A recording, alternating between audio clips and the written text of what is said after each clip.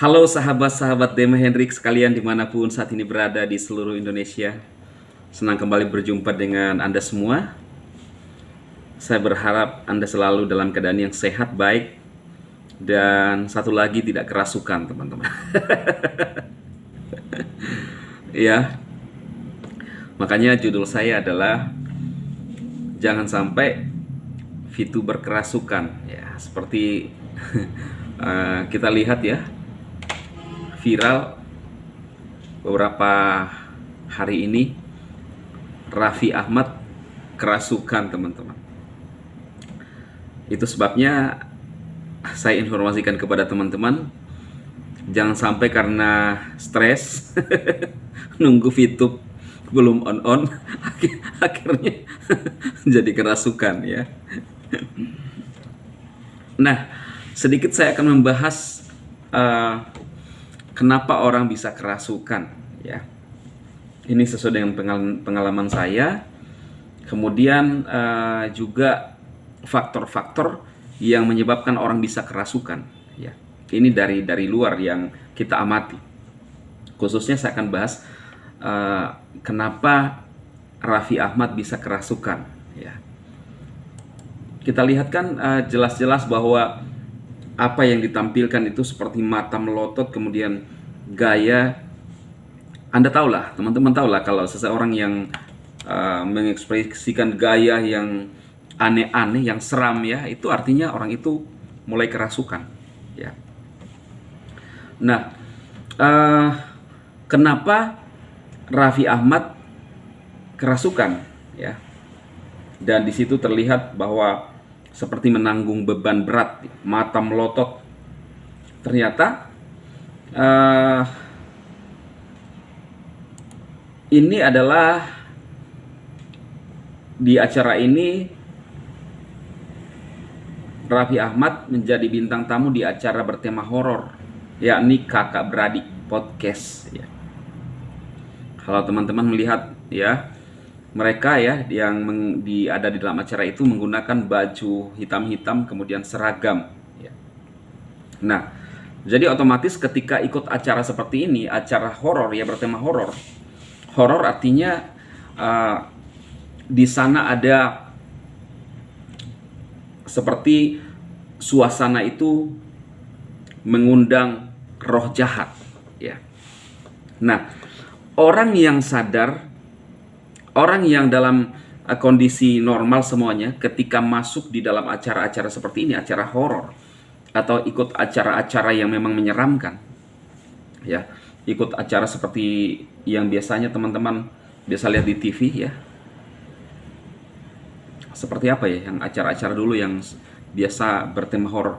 Nah, orang yang ikut itu bisa mengalami kerasukan, teman-teman.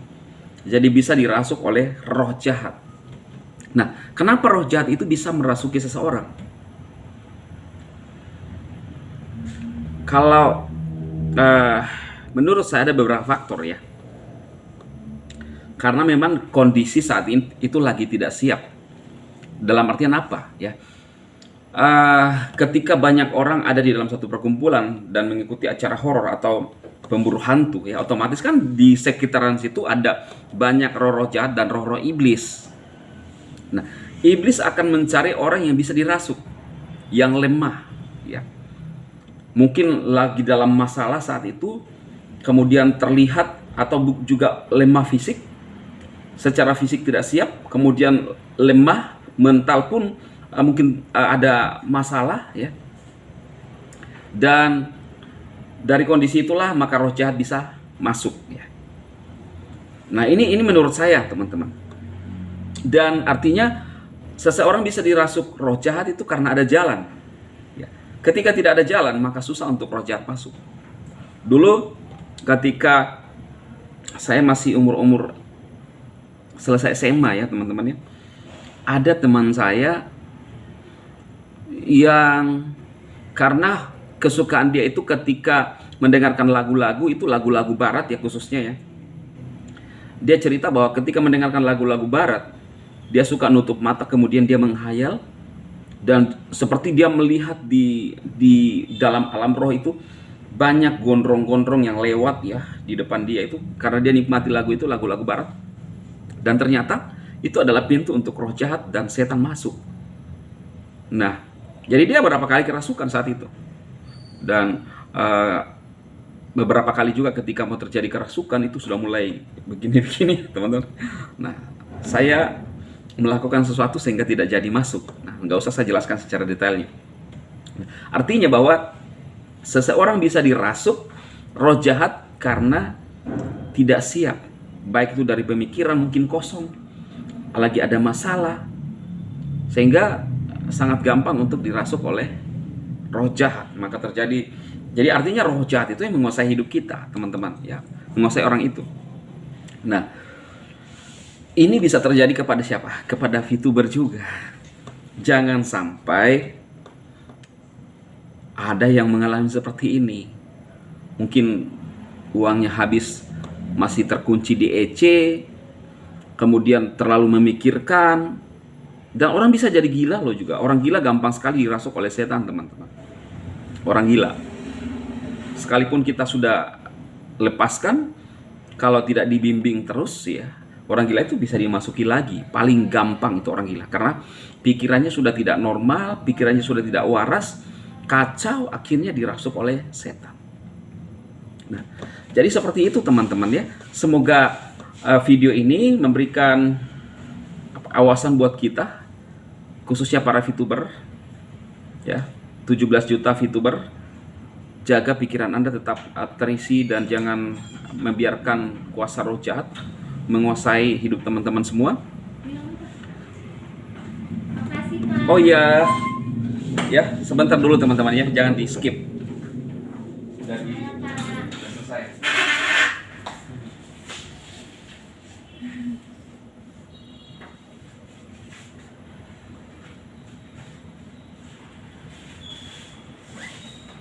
Kakak lagi dijemput ya? Hah?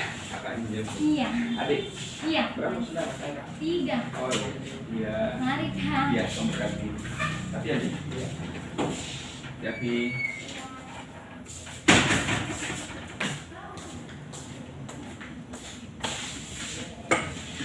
oke, teman-teman lanjut ya. Nah, sampai di mana tadi ya? Aduh. Iya.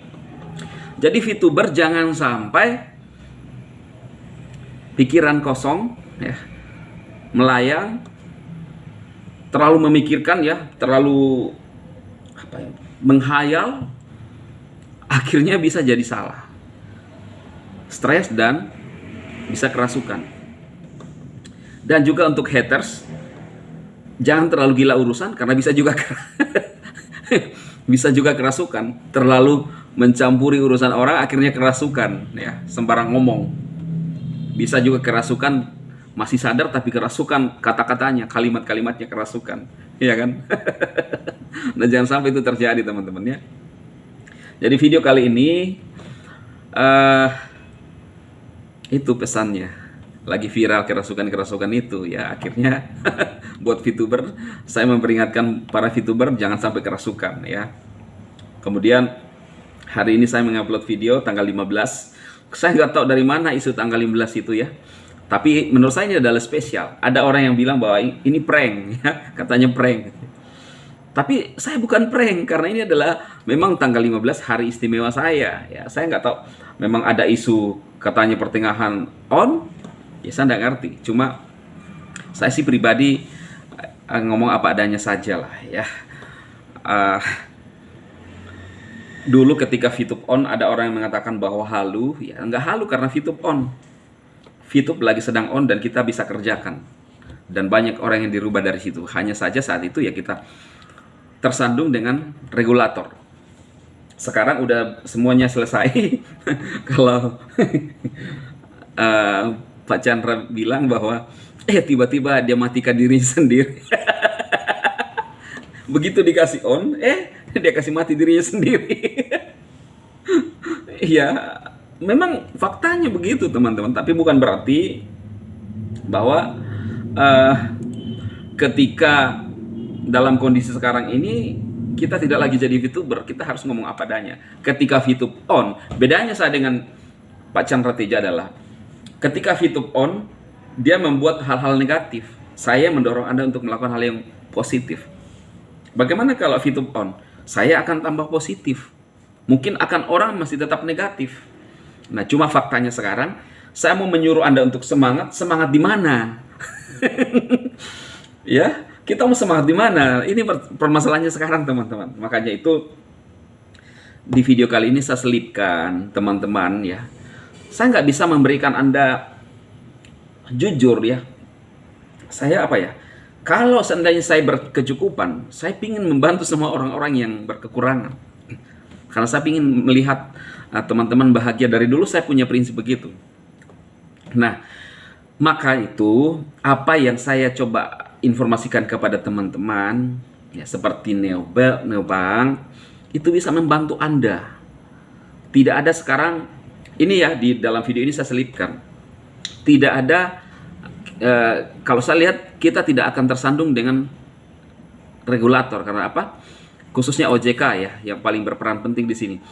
Sudah dapat lisensi OJK, dan ternyata neobank itu, teman-teman, manfaatnya banyak. Anda bisa menggunakan link di deskripsi video ini untuk daftar. Anda bisa menggunakan bertransaksi seperti bank-bank lain, cuma neobank ini adalah bank digital. Untuk digunakan sebagai pembayaran virtual akun, untuk transaksi transfer, apalagi antar sesama member. Kemudian sistemnya itu ketika teman-teman mengajak teman-teman untuk menggunakan itu, Anda akan dihargai, ya. Kemudian banyak manfaatnya yang lain.